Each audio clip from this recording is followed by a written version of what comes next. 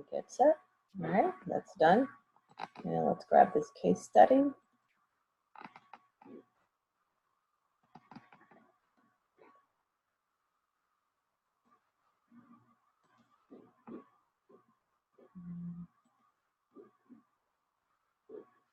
Share my screen, and then we'll go from there. So you guys will be participating, just FYI, because you should, and I believe you guys have this already.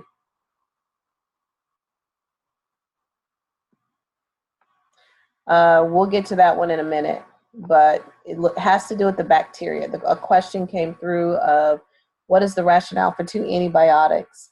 And we know that staph and strep can cause osteomyelitis. However, strep is very difficult to eliminate. So you need usually a double dose to get rid of the bacterium. So they don't have, it's not a one regimen treatment plan. They need 2. All right, so let's go ahead and share screen so we can get to the community acquired. And we'll go from there. All right. So everyone should see it.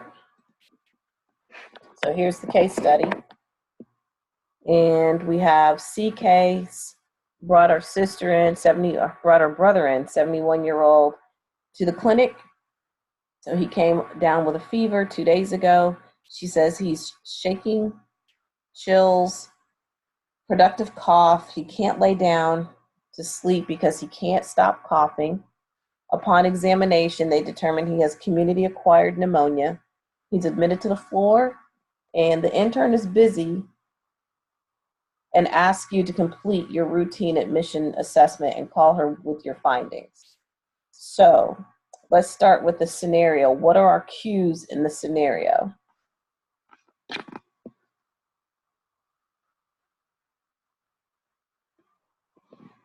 And what I mean by cues, things that are of concern.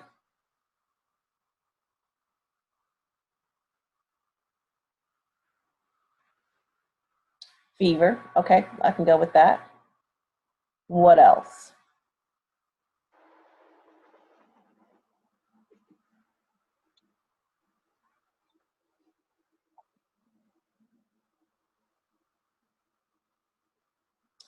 Continuous coughing.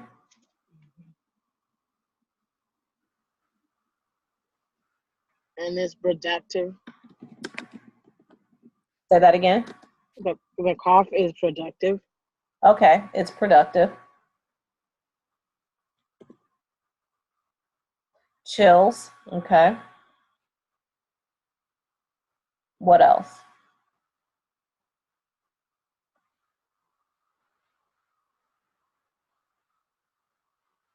He can't lie down, absolutely, without coughing.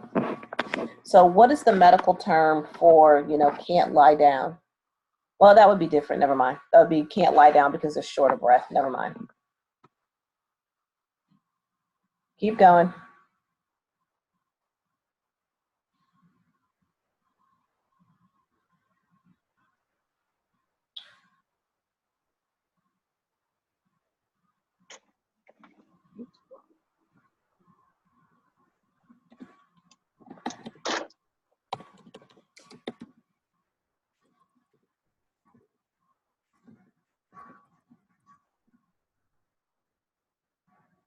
That's it.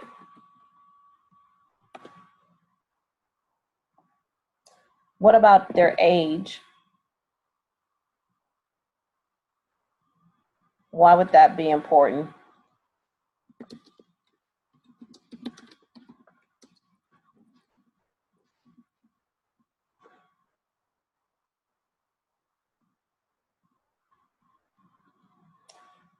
How was the immune system decrease?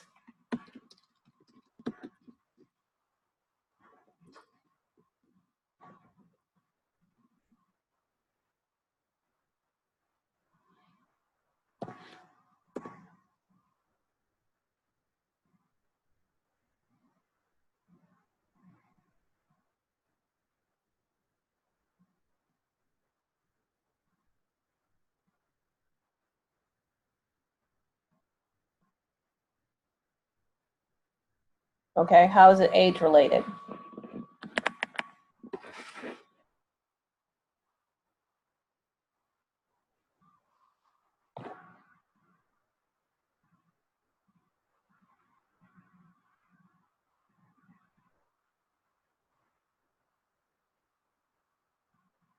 We only have an hour. The immune cells don't react very well to they don't fight bacteria very well. Okay, what else? Do you all not have this case study? Just asking.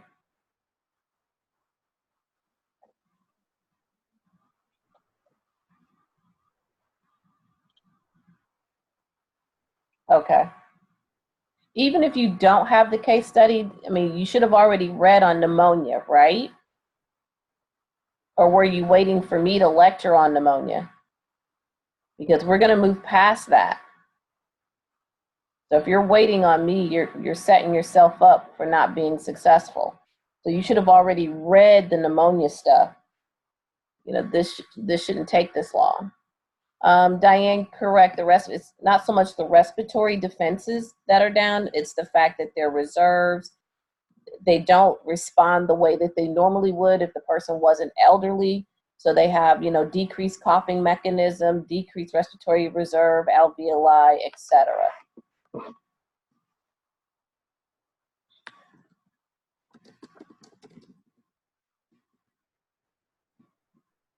Okay.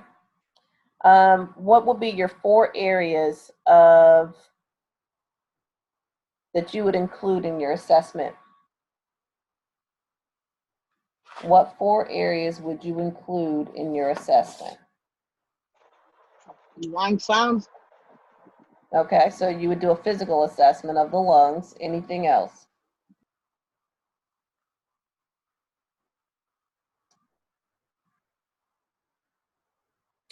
Neuro, you'll do a neuro assessment for mental status because, as I said before, usually they present with a change in mental status and they either have a urosepsis or pneumonia. What else? And they're usually not febrile. Labs. Before we get to labs, what else can we look at?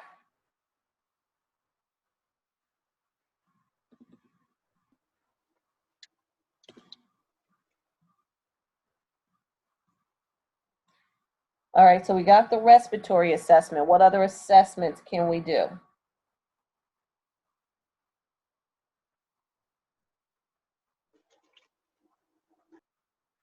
Productive cough is respiratory. Skin assessment, what are we looking for there? We want to have skin assessment. Dehydration. If it's pale, okay.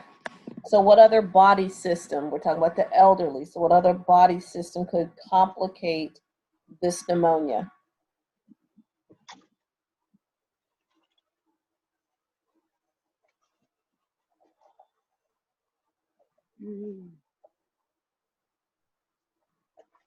Cardiovascular. Cardiovascular. So we want to do a cardiovascular, a pulmonary, and a neuro assessment. So that will be and all of that is one umbrella. So one of the priorities is a physical assessment. How about a complete set of vital signs, current medications, any previous medical history? Because it says identify 4 priority areas to include in your assessment.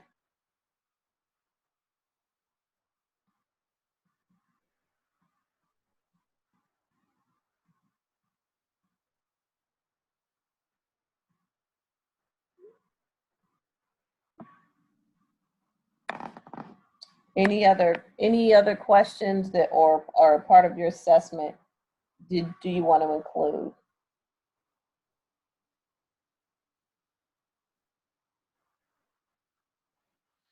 What other assessment areas? What about a previous history of pneumonia? What about vaccinations?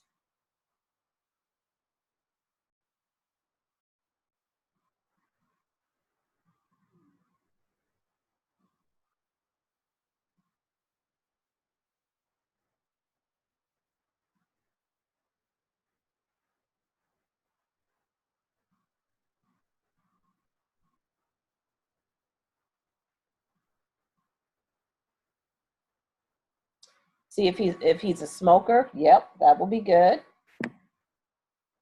Any other presenting signs and symptoms that the patient may have. So these are some of the, I mean, this is just an assessment process. You know, what could put this patient at risk of developing pneumonia?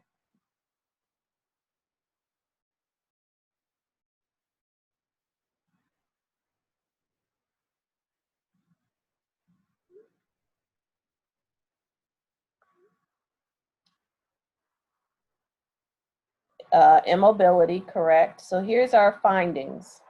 These are our vital signs, our SpO2. It's on room air. You auscultate, decreased breath sounds is what you hear, coarse crackles on the left, lower lobe, both in the front and the back of the body, so anteriorly and posteriorly. Nail beds are dusky, fingers and toes.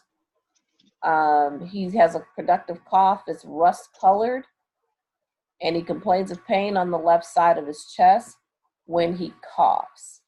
He is a lifetime non-smoker. Past medical history includes coronary artery disease, myocardial infarction with a stent.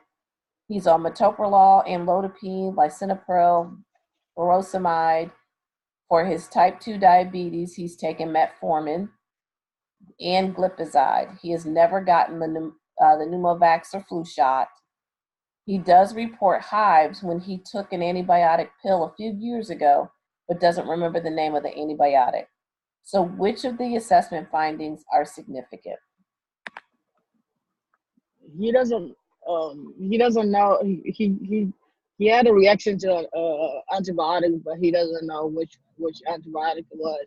So you might want to do a broad spectrum one, like when you're giving the medication. Like, so you have to do a culture sensitivity. Okay.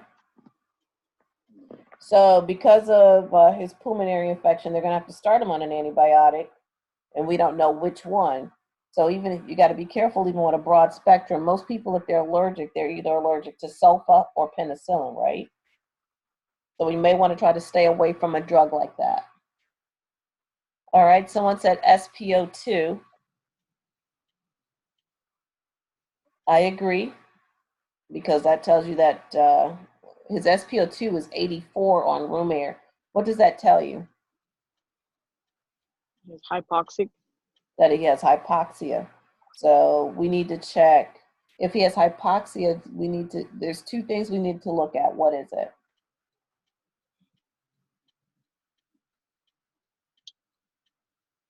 Like interventions? This could be an intervention, but what causes a person to become hypoxic? Like off oxygen? Okay, that's one. So we want to put them on some oxygen. What's the next piece?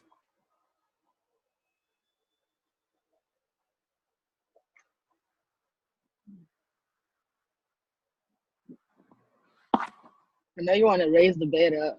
I mean, yeah. Okay, you can do that. But the question is, which of these assessment findings are significant? So all of the things that is in this case progression, what is significant? Someone said oxygen, the SpO2. I agree. It's 84. It's on room air, so we're probably going to put them on some extra oxygen.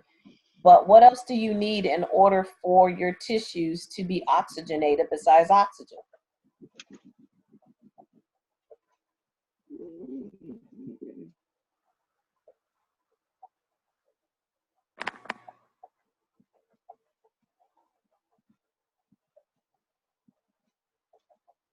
This is not that difficult. You guys are super overthinking this. I'm serious.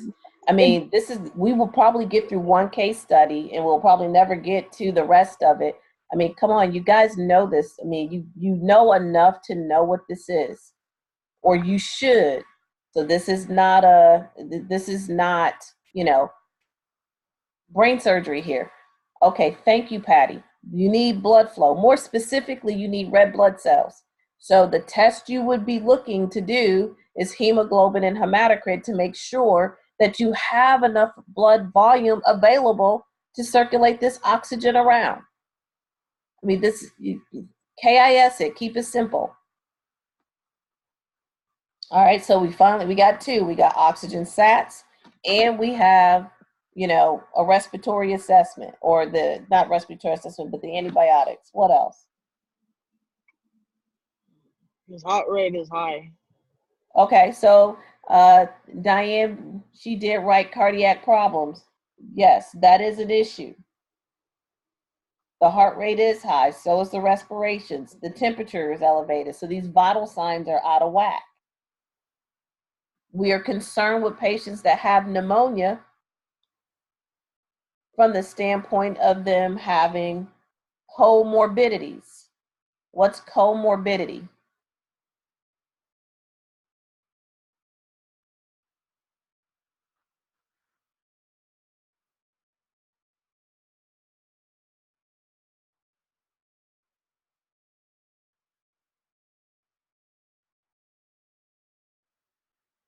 What's a comorbidity?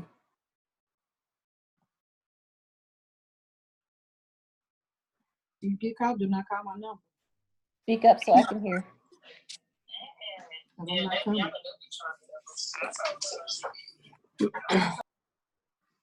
What's a comorbidity?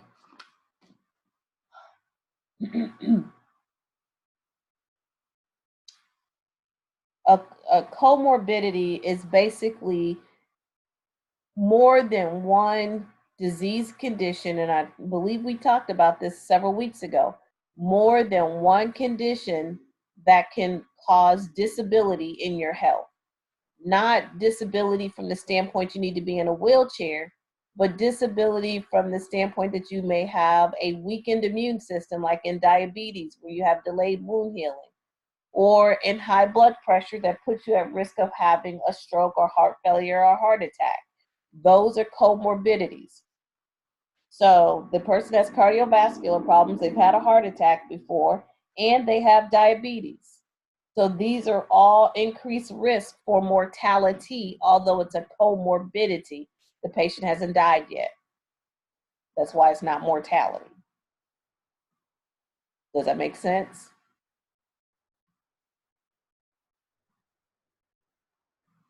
All right, what else out of this paragraph? Besides the antibiotics, vital signs, SpO2.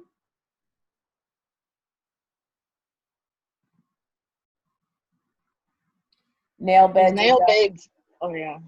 All right, so sputum. So the dusky nail beds indicate lack of oxygen. Well, you know what? We know that because our SpO2 is 84. So the oxygen has lost the ability to be uptaken by the tissues. Rust-colored sputum usually indicates it's a blood or probable infection. I mean, most people don't have rust-colored, phlegm. Pain with coughing. He says he has pain. Yeah, pain and coughing. Yep, pain with coughing. That lets you know that there's usually an inflammation or an infectious process.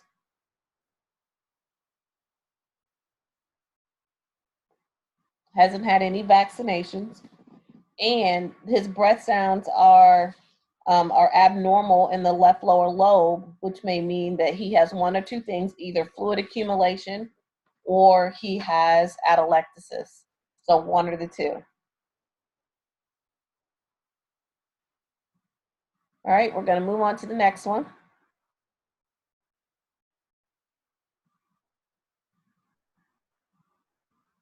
Oh, let me scroll down. All right, so that's your next question. So here's your chart review.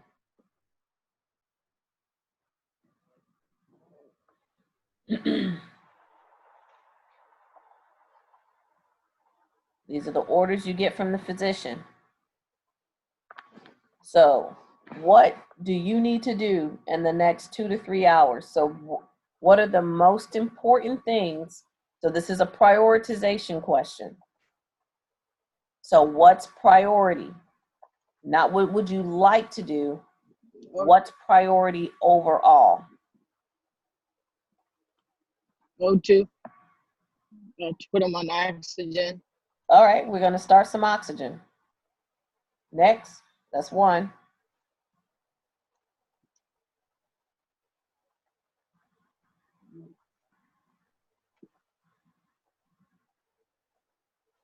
stat blood cultures. Since it says stat. Second thing would be the blood cultures. Why?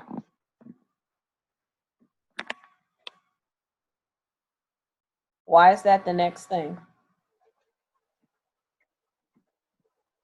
Why isn't that one first compared to the oxygen?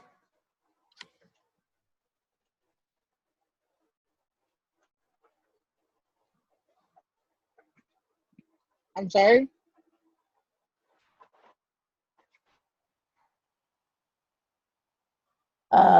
Excuse me. Someone wrote, airway is important to stay alive. I agree. Life over limb. The blood culture is next because we need to figure out what kind of bacteria this is, and we need to have it drawn before we give them antibiotics. Yeah. So what would be the next thing? IVs. Before that, we're talking about someone with airway compromise. What would be the next thing? X-ray would be after this one. We need to call respiratory so they can give the breathing treatment. Oh, yeah. Okay. So we give them oxygen, we do blood cultures, we get respiratory, we do the chest X-ray.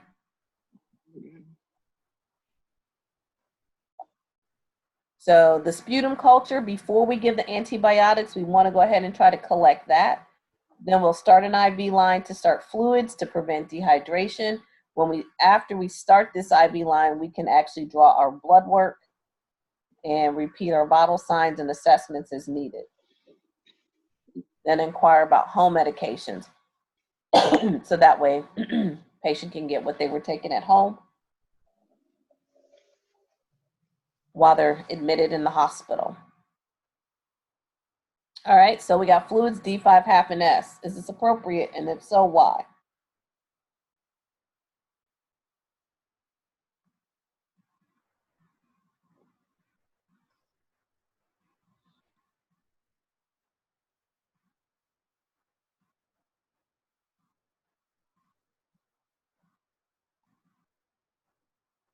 And not just the fluid choice, but the rate.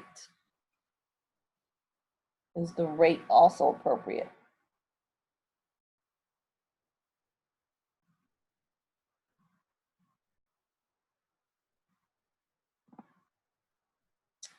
So what happens to elderly people when, and this is for you, Daniela. What happens to folks that are diabetic and they're receiving IV fluids with glucose in it? So when adults experience stress, whether it's from illness or injury, what happens to their glucose level?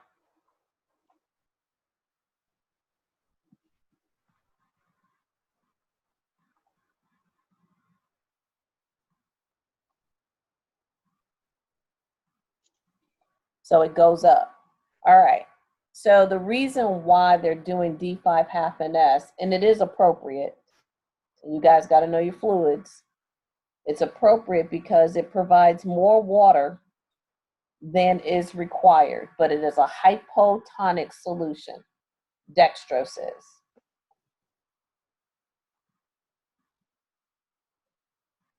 Well, not the dextrose, the saline.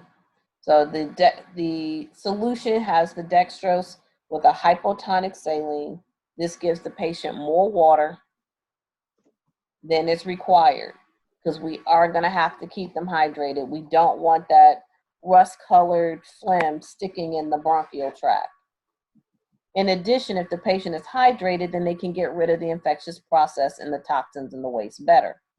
The rate is normal for maintenance fluids. But since we are giving him D5, the stress of the illness, etc., we should anticipate that his glucose levels will go up. Therefore, we want to monitor his blood sugar levels on a consistent basis. So that may be AC and HS, because the dextrose in the solution may also increase the glucose level. All right, number 5, why are we getting O2, ordering oxygen to maintain SATs over 90? Why are we doing that? What is the rationale?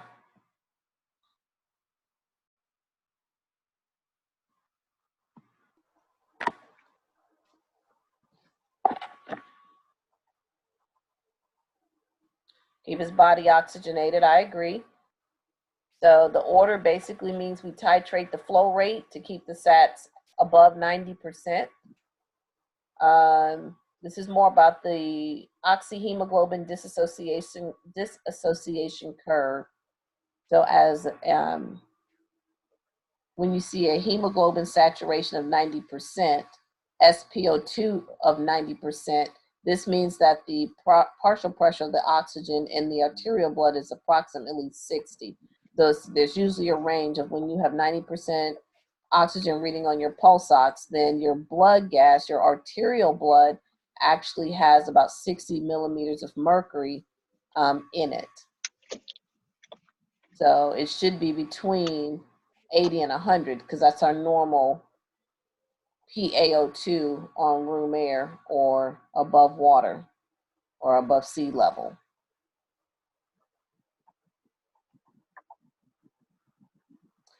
All right, what is the CNS test and what role will the blood and sputum cultures play?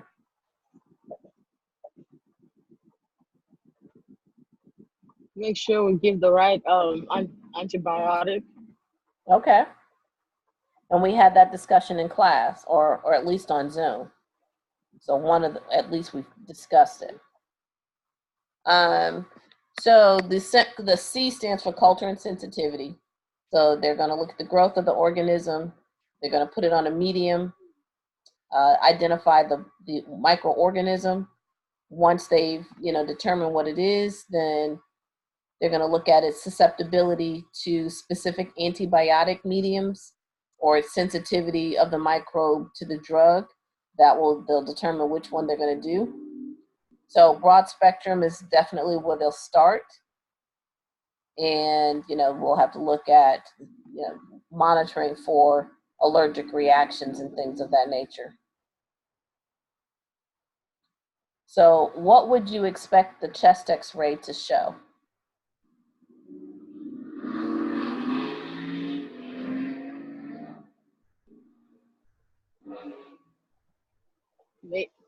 Pleural effusion or atelectasis. Okay. So how would you see that? I don't disagree, but how would you know that it's a pleural effusion? So what signs and symptoms would be, and we're not radiographers, but there's words we're going to be looking for. What are those words that we're going to look for the radiologist to say?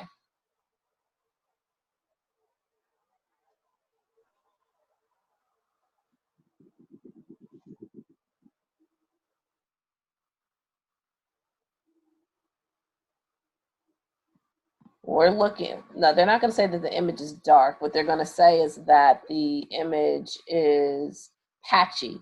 So they got patchy areas of consolidation. So that's how you know that there's either an effusion there or there is pneumonia. And then you can also do the tactile fremitus. Other findings, they'll look at the size, if it's fluid, try to figure out how much is accumulating in the pleural space or the lungs. Any congestion in the large blood vessels of the chest. Do they have any presence and position of any tubes and catheters?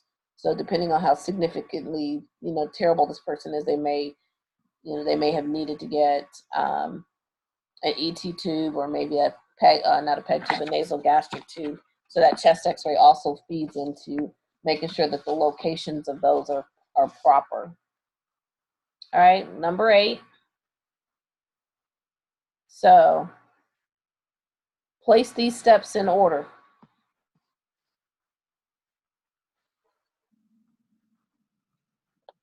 So I want everyone to send me privately their number. There's 6 numbers in order. So open up the little chat window and then just select my name only. And then put in your 6 numbers.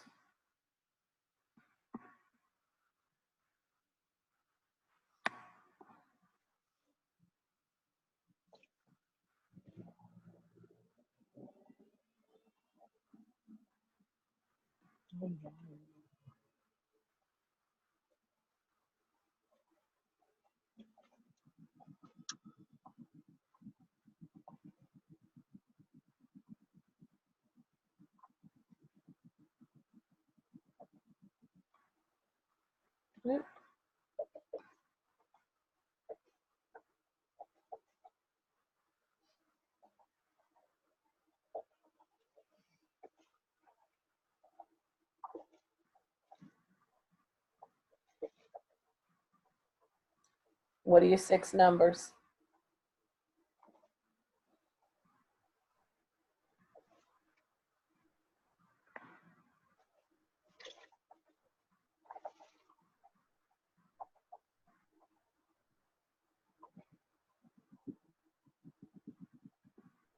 Now you all should know how to do that. And while you're at it, go ahead and do the next math calculation, number 9, and do the same thing. Submit me the number privately. Okay, understand, Suzanne.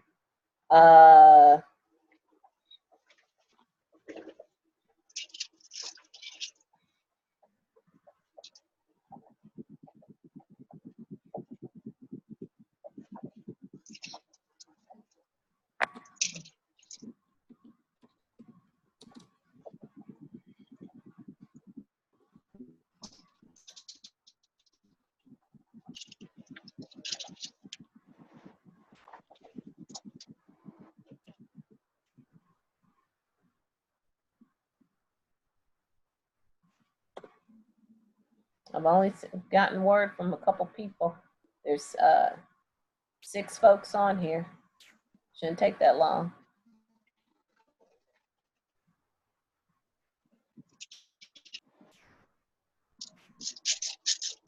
So if you just copied what Patricia put out there, then you transposed the numbers. So it wasn't correct. This is why you do your own work. She was good up to, she got to 413, and then it's actually 625 instead of 265. This is why you do your own work. All right, let's calculate this row 7 real quickly.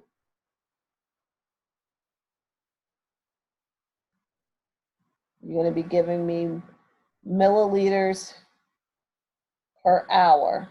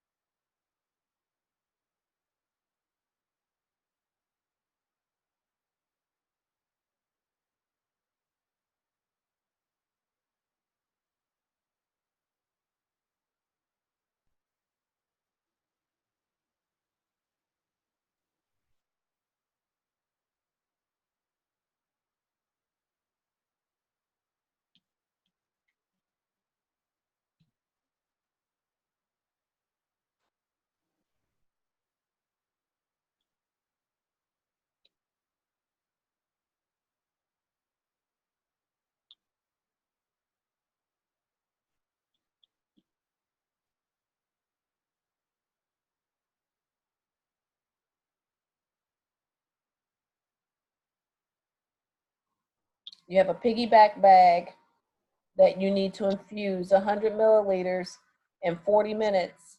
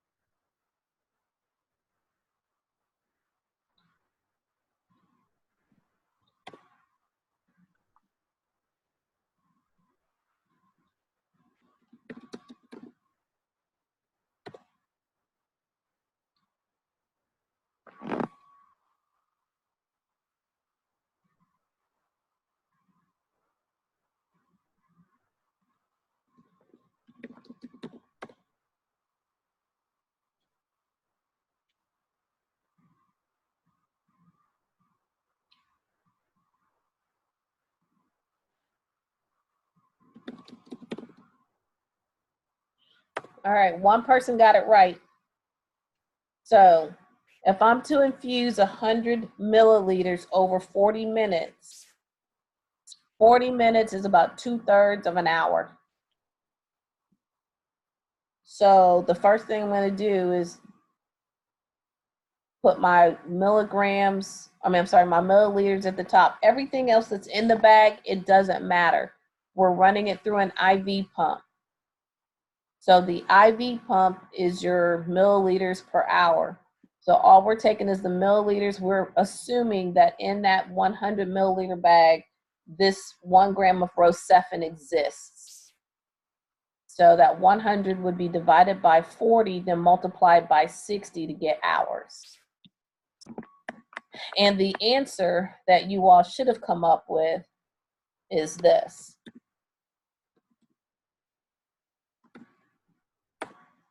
That's what you should have came up with.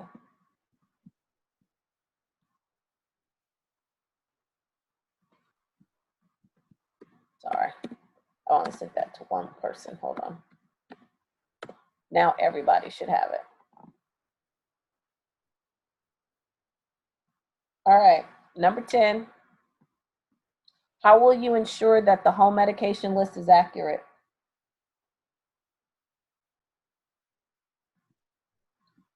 Confirm with the family, or Okay. let him bring it, or maybe let him bring the medicine. Let them bring it in, yeah. So we're going to obtain and verify their medication history, review it with the patient, what they're taking. So you want the names, the dosages, how often they're taking it, the route. Once you get the list, you can validate it with the patient that it's current. You document the medication list in the patient's record. You put his home medication list in a highly visible area in the record so that everybody that's a part of the healthcare team can have access to it until they get it all outlined right. Then you make sure that the orders that are written for the hospital medications regimen that he gets his medicines ordered, and this will be done by the healthcare team member. And then the last thing is create a MAR according to your policy. So here's our progression. Bottles look a little bit better.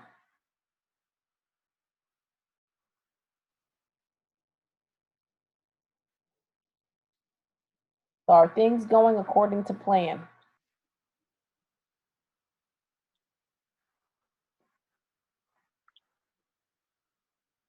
Any abnormals in that paragraph?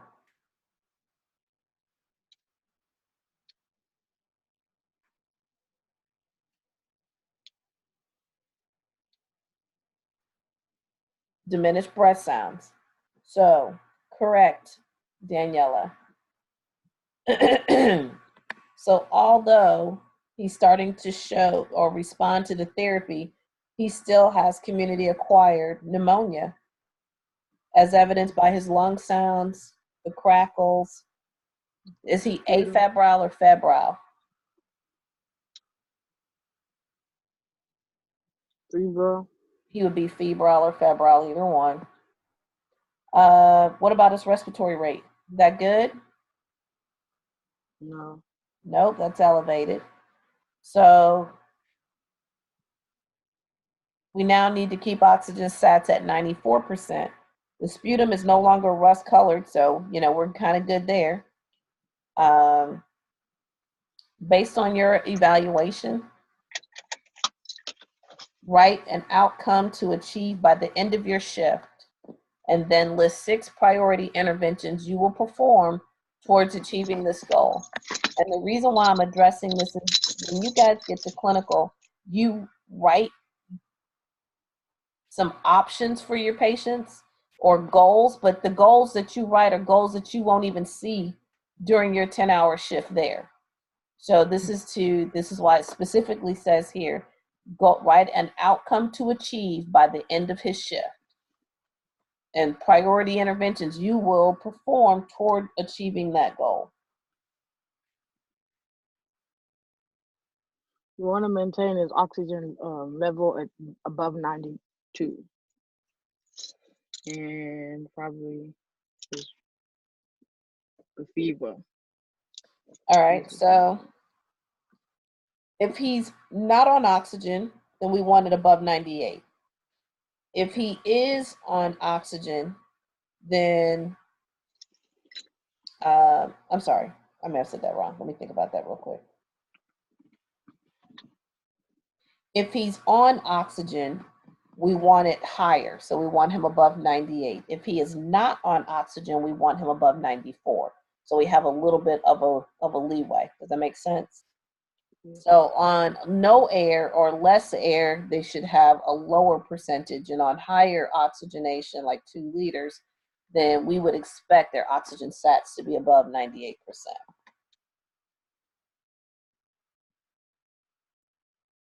So normal airflow on auscultation, afebrile, and things you can do is monitor vital signs and pulse ox every 2 to 4 hours, check breath sounds every 2 to 4 hours, read the pulse ox every 2 to 4 hours, auscultate breath sounds and assess their mental status every 2 to 4 hours, give them oxygen as prescribed and keep their sats above 90, perform coughing, deep breathing exercises for 2 hours, ambulate the patient, and maximize their intake by maintaining their ordered IV therapy and promoting oral fluids as tolerated. So that would be the end, or almost the end, of this scenario. Got a couple more questions. So by the end of your shift, which of the following assessment findings would best indicate he's responding to therapy? So we want the best indicator.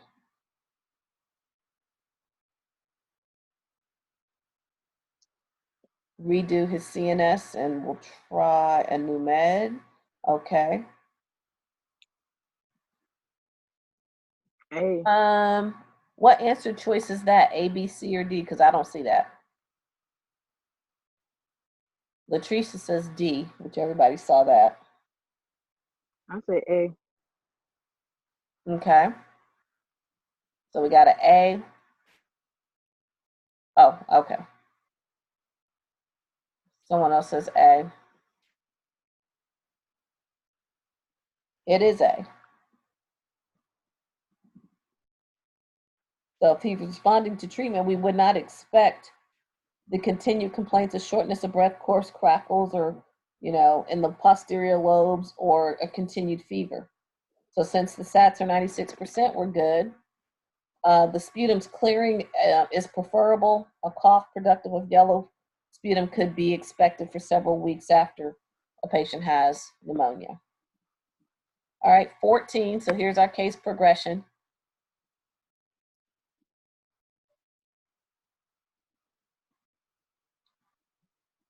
Getting ready to send them home.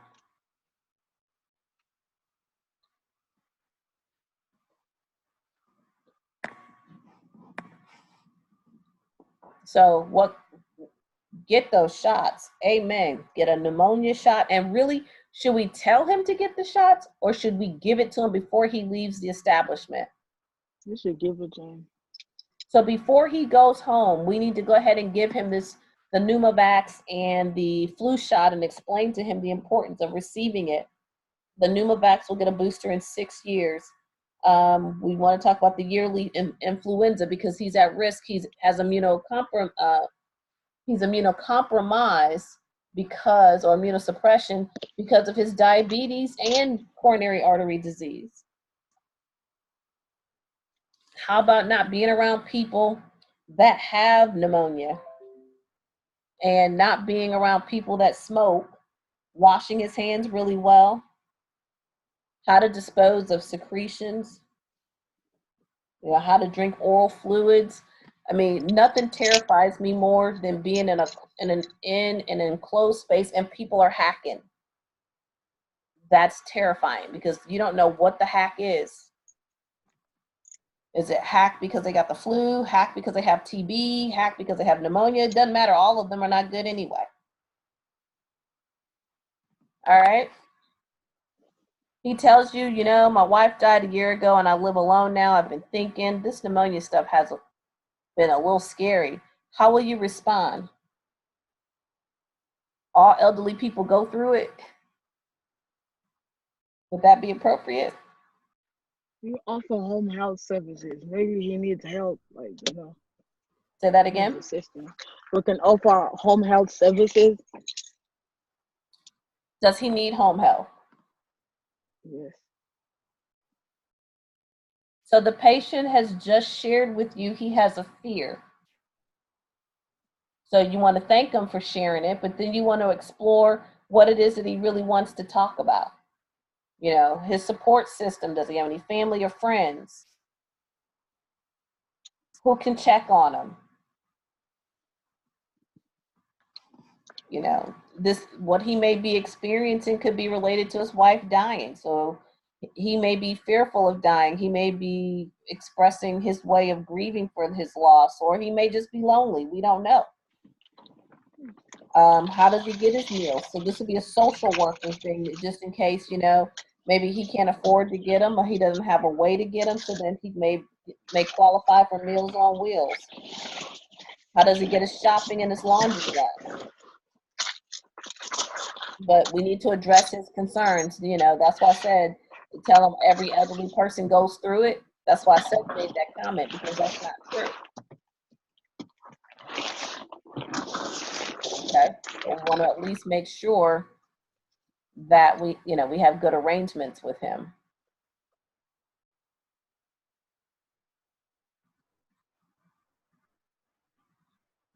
What are some community resources that may benefit him?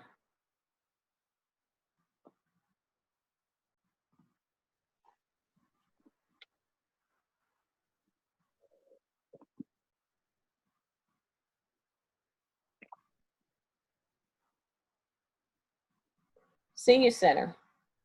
Absolutely. A senior center would be helpful. And they have a good, repertoire of resources. Basically, they have a good, diverse amount of resources. They have classes that they offer, outings that they offer, volunteer opportunities. They take seniors to the grocery store. They take them to their doctor's appointments. They take them gambling. They take them shopping just for clothes, like going to the mall. They do social functions, so the bingo night and things like that. They put on little skits and plays. They have little contests, who can grow the biggest tomato. They also provide educational classes and travel clubs. Those will be some options. Churches will be another good resource. Civic and social organizations, or civic and service organizations. Special interest groups for their particular age. But those are a lot of resources within the community that they can reach out to, or that you can suggest that they reach out to, or that they can dialogue with social worker or with social work to, see if we can get that person on the same page.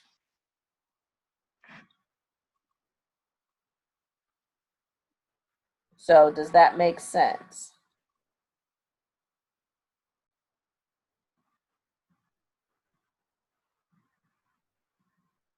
All right.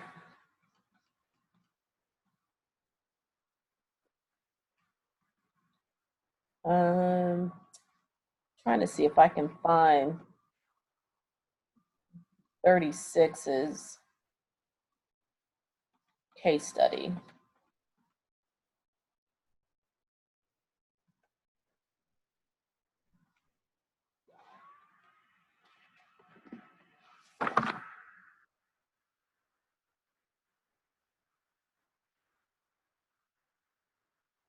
Okay.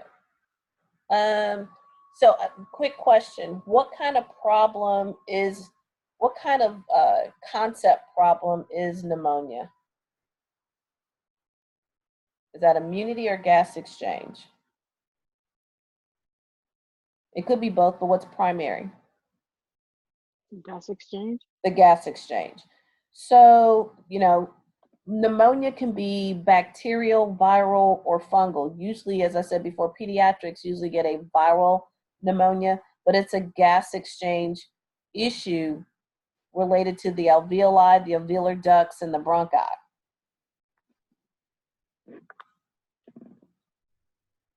So as the respiratory system is trying to, ward off the bacterium, several things happen as far as their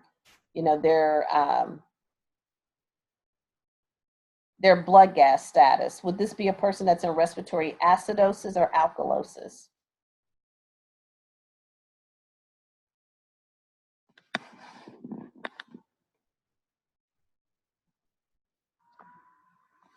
Respiratory acidosis or alkalosis? Which one? Respiratory acidosis. It'd be respiratory acidosis. So you would expect their pH to be less than 7.35 because that indicates acid. And normal pH is 7.35 to 7.45. Your PO2 is less than 90. Your PCO2 is greater than 45. When we're looking at acidosis, the only two key elements from the blood gas we're going to look at is going to be the pH and the PCO2. When we're looking at the metabolic component, then we're going to look at pH and we're going to look at bicarb. So respiratory, we're going to look at pH and CO2. Metabolic, we're going to look at pH and bicarb. So we want to know about those prior infections. Did they have an upper respiratory infection? Did they have the flu? Did they have a cold? Even if it's viral can become bacterial if not treated. Your young and your old are going to be more susceptible. Your immunocompromised, your autoimmune folks, your HIV folks, people with Graves' disease and diabetes, folks that do not or are unable to move, your immobile people. So strokes, those folks are going to be at risk for aspiration pneumonia. Your smokers, your COPD people, your heart failure, though all of those are going to be folks that are going to have difficulty with pneumonia. A patient post-op surgery, if you're having chest surgery, this is why I talked about that incentive spirometry. The last session is to make sure they're doing that incentive spirometry, not just educating them, but making sure they follow through. The two or the main common bacteria that you will see in pneumonia is going to be Streptococcus pneumonia. So that's going to be the most common, especially when it's community acquired. Usually your atypical, which is your walking pneumonia, that's going to be Mycoplasma pneumoniae. So it's milder, not as severe, but people still die. Pneumonia is pneumonia at the end of the day. Usually folks that have like a fungal pneumonia are your immunocompromised people. So some of those are from plants and animals for which that may happen. Questions about, pneumonia. We know we need to do a respiratory, cardiovascular, neuro check. All of those are going to be your mainstay. Elderly people, will they present with a fever? Yes or no? No, they won't. They'll be tired. They'll have an increase in respirations. They'll have confusion.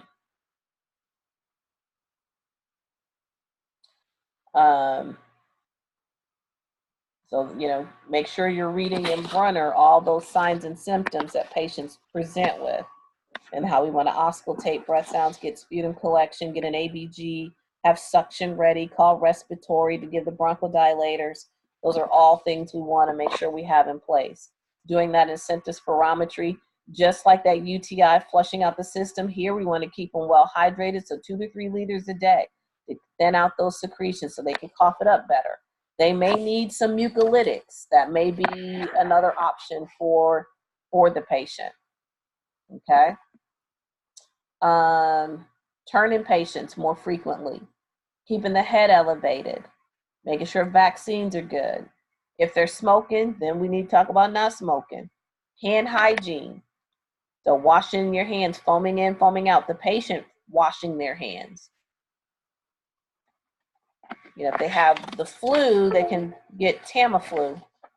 That should help, help them somewhat. but they're going to need antibiotics. One of the mainstay antibiotics is Levaquin, which is a fluoroquinolone. It's a broad spectrum. It treats gram-positive and gram-negative and bacterium. It's for severe respiratory infections. So this is usually pretty good. The side effect, though, to that one is C. diff. They could, tendon rupture or prolonged QT.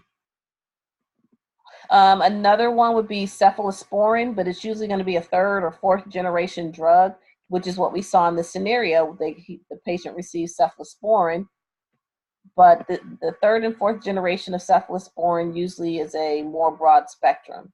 So if they're allergic to penicillin, they may get a cephalosporin. There are other treatments like macrolides, your Z-Pak or Zithromax. But for patients that have, I want to say either diabetes or cardiovascular disease, they saw an increase in those issues. So they've kind of pulled back on Zithromax or that Z-Pak. It's easy, but again, things come out on the market, the FDA continues to monitor it, and when they start having problems, then they'll put out a warning label on it. Those are some of the main ones that I can think of at this particular time. I know there's, I think, vancomycin they can use. They can use penicillin or tetracyclines, but you need to, know what they are, what all these different antibiotics, how they're going to perform. But what you'll primarily see in clinical is going to be either cephalosporin or Levaquin. Those are usually some of your mainstay ones that you'll see for a respiratory infection. Questions about that?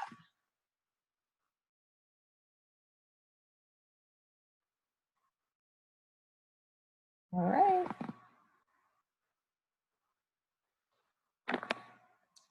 I think what we have for Tuesday is acid base. So I need you guys to read the acid base material, look at the PowerPoints. We're going to go through a PowerPoint. However, we're going to do some ABG analysis, and all we're doing is we're keeping it simple. So we're not looking at whether they're compensated or uncompensated. When you get to fourth level, then you'll do that. Right now, can you look at a pH, a PCO2 and a bicarb, and can you tell me if it's respiratory or metabolic acidosis or respiratory or metabolic alkalosis? So KIS it, keep it simple. Don't go digging too far into the minutia. Does that make sense? Yes. Okay. So once we get through that PowerPoint, then we will do human development. We'll cover that, to talk about some of the changes that happens through the lifespan. Something else I was going to say. There really isn't a case study to necessarily do for ABGs. You just have to practice it. So if you spend a little bit of time practicing it, then you won't understand it. So you need to work on it. Everybody needs to work on it and be prepped and ready to go. So I think the only outstanding thing is human development, and that really shouldn't take that long to cover. But you need to, read that material on acid base or ABGs, so that way you know what you're dealing with.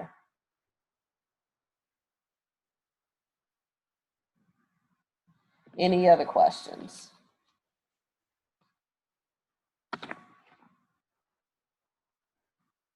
Well, if not, it's 2:07. Before I do that, hold on one second. There's one other thing, because I think someone brought it up earlier, so let me double check it.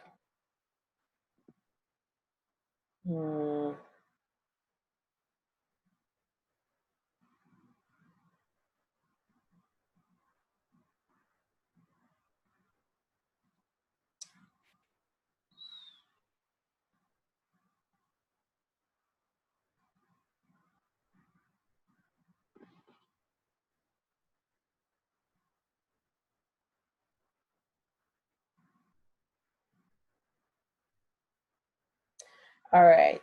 Do you guys have your number 36 case study completed?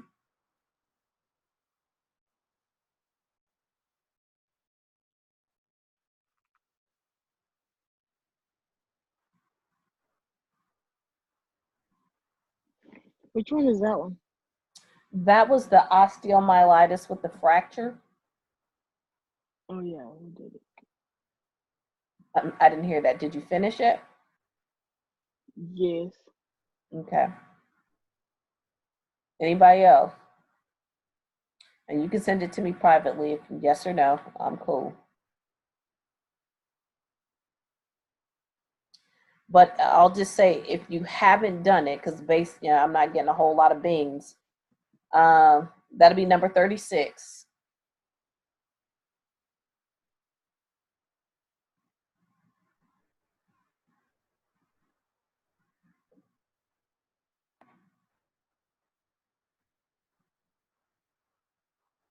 The title of that case study would be osteomyelitis with fractured tib fib, or fractured tibia fibula with osteomyelitis. No, we didn't do it in class. I emailed it out.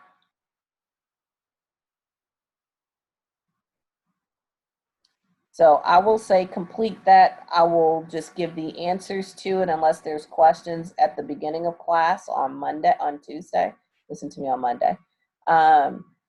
So, having the case study and not doing them does you no justice. You've got to do these case studies. You really do need to. This one I kind of broke down and walked through what kind of cues do you have, what will be your concerns. This is the reason why I'm asking that, so you can start thinking outside the box versus if it's present, or just because the physician ordered it, then we do it. So, part of the professional development that I did this past weekend or Thursday and Friday talked about, you still have the final say on whether this patient gets this medication or anything or this particular treatment. And if it's not appropriate for the patient, then you need to make the decision not to do it. Even if the doctor orders it, that is our responsibility as an advocate to the patient. And so we have to start thinking like that, or else, or how to respond to things early versus later. Well, it's not quite at the number that I remember in nursing school. No, if you're close, then that's good enough. Let's not wait until they tip the other side of the scale and then we want to respond. We can't do that. So this is why I give you these case studies to work on. Do not play Russian roulette with yourself. You're going to lose this game. Seriously. So, we'll talk about a little bit more on Tuesday. Enjoy your break and things like that. But if you do more breaking than studying, then shame on you. The test is still on the 18th. Don't cry about this. Should have never been after the spring break. You guys are adults. This is adult learning. You have to be able to prioritize, manage your time, all of those things. So don't cry about it on the back end after you had fun and all that. I'm just putting it out there early, because that's what I do. I don't want to hear nothing about, well, could we have taken the test another time? You actually having a whole extra week to study. So what you do with it is on you. So I hope you guys do the right thing. But I can only tell you what to do, what you should do. The rest is up to you. I can't force you to do it. So that's my soapbox. I'm getting off of it. I'll see you guys on Tuesday. Enjoy the rest of your weekend. Try to stay warm. The test is not until the 18th. So just make sure you guys, you know that. And send an email to